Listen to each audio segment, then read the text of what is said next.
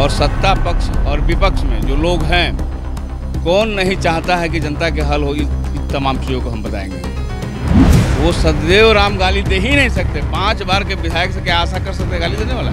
सभी माननीय सदस्यों के लिए है कि 3 पूरक प्रश्न पूछेंगे। उनका 3 पूरक प्रश्न हो गया और जबरदस्ती कर रहे हैं कि फिर बोलबे करेंगे, जिसमें अनुशासनहीनता है। कह रहे थे कोई माई के लाल ने बिहार में रोकने वाला, इनका रथ रुक गया है और बेचैन है।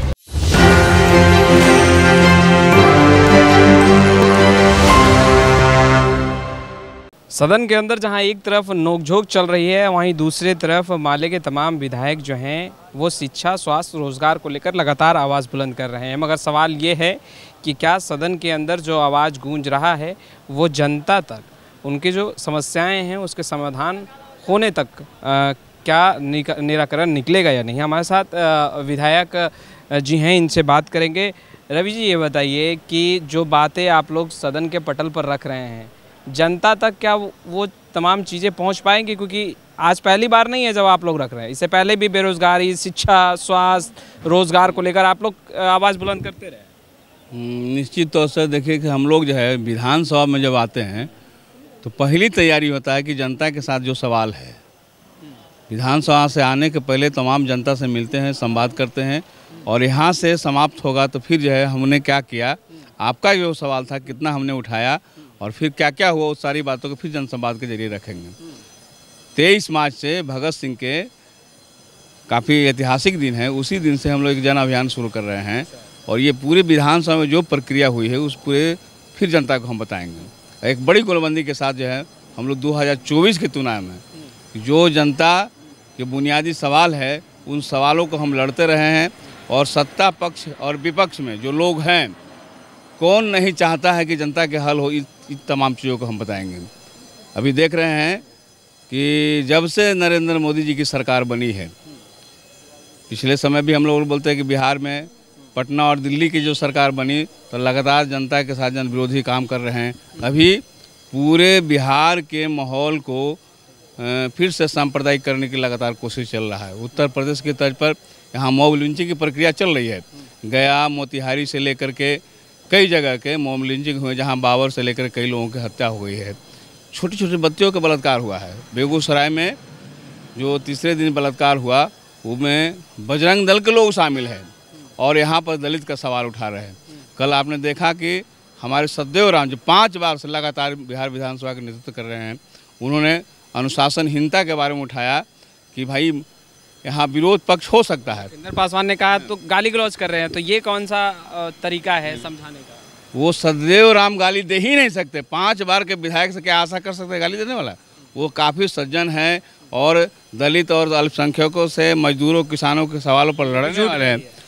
वो उनका तो चरित्र ही है, खुद ही जो है उनके जो है पिछले समय देखा ना कि अभी विरोधी दल के जो नेता हैं विजय कुमार सिन्हा जी, खुद ही जब विपक्ष में रहते थे पिछले समय तो टेबल डेस्क पर चढ़ जाते थे, फिर भी उस प्रक्रिया हो। जब उनके कर्ता धर्ता गार्जियन ही जब ऐसे हैं तो उनके बाकी लोग क्या हैं, बाकी लोगों को तो इसी आकार ग्रहण करेंगे। सभी माननीय सदस्यों के लिए है कि 3 पूरक प्रश्न पूछेंगे। उनका 3 पूरक प्रश्न हो गया और जबरदस्ती कर रहे हैं कि फिर बोलबे करेंगे, तो इसमें अनुशासनहीनता है। और स्वाभाविक रूप से जब अध्यक्ष जो है विधानसभा स्पीकर हैं बैठे हुए गोपाल रविदास जी, क्या जरूरी है कि खड़े होकर और इन तमाम चीज़ों को किया जाए, बोला जाए? स्पीकर तो बैठे हैं। अभी जो प्रक्रिया में विधानसभा के जो स्पीकर हैं सबसे ज़्यादा विपक्ष को तरजीह दे रहे हैं, माने भारतीय जनता पार्टी को। सबसे ज़्यादा कार्य स्थगन प्रस्ताव जब आता है तो भारतीय जनता पार्टी के 5 को 6 लोग देते हैं और सब लोगों को बारी बारी से पढ़वाने का काम करते हैं।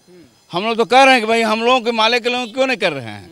सत्ता पक्ष में भी है जो हैं, हम जो है आईना दिखा रहे हैं सरकार को। स्पीकर साहब पे आरोप लगा रहे हैं या उनकी प्रशंसा कर रहे हैं? हम आरोप नहीं लगा रहे हैं, बल्कि विपक्ष जो आरोप लगा रहा है कि हमारा जो है लोकतांत्रिक अधिकार छीनने का काम किया, वक्त नहीं दे रहे हैं। तो मेरा कहना है कि अध्यक्ष महोदय जो अवध बिहारी चौधरी जी माननीय हैं, वो सबसे ज़्यादा विपक्ष को 5-5 लोगों का कार्य स्थगन प्रस्ताव पढ़ने का खारिज हो जाता है, नियमावली के विरुद्ध है, उसके बाद भी पढ़ने का जबकि उचित नहीं है। तो हम तो उदार हैं उनके प्रति। आज राजभवन मार्च किया है बीजेपी के तमाम विधायकों ने। उनकी लगातार कोशिश है कि माहौल को बिगाड़ा जाए। नाम लेंगे बाबा साहब के, लेकिन बाबा साहब के ज़िंदगी भर लोगों ने गाली देते रहे हैं। बाबा साहब के लोगों को ज़िंदगी भर गाली देते रहे हैं। उनकी कोशिश है कि जातीय ध्रुवीकरण करके सांप्रदायिक रंग दिया जाए। प्रदर्शन कर रहे हैं। हाँ, इनके कोशिश पिटा गए हैं ना, मोहरा पिटा हुआ है। और सत्ता से जब हटे हैं तब बड़ा बेचैनी है इनको कि बेलचा से जो खा रहे थे अब रोक लग गई है, बहुत बेचैनी है। चाह रहे थे कि फिर से 2024 दोहराएंगे, तो बिहार में धक्का लग गया है ना। कह रहे थे कोई माई के लाल ने बिहार में रोकने वाला है, इनका रथ रुक गया है, अब बेचैन है। और इसमें सबक सिखाने के बाद में 24 में पूरी तरह से विपक्ष एकजुट रहेगा, एकजुट है। और माननीय नीतीश कुमार के नेतृत्व में 40 सीट हम जीतेंगे। आपने सुना गोपाल रविदास जी को साफ तौर पर कहते दिखाई दे रहे हैं कि सदन जो है, सदन की गरिमा को बीजेपी के नेताओं को, विधायकों को समझना चाहिए, मगर जिस तरीके से वहाँ पर जो रुख है बीजेपी के विधायकों का, वो रुखड़ा रुखड़ा सा दिखाई दे रहा है। खैर, इस वीडियो में इतना ही। कैमरा पर्सन मदन के साथ मैं वसीम, पटना।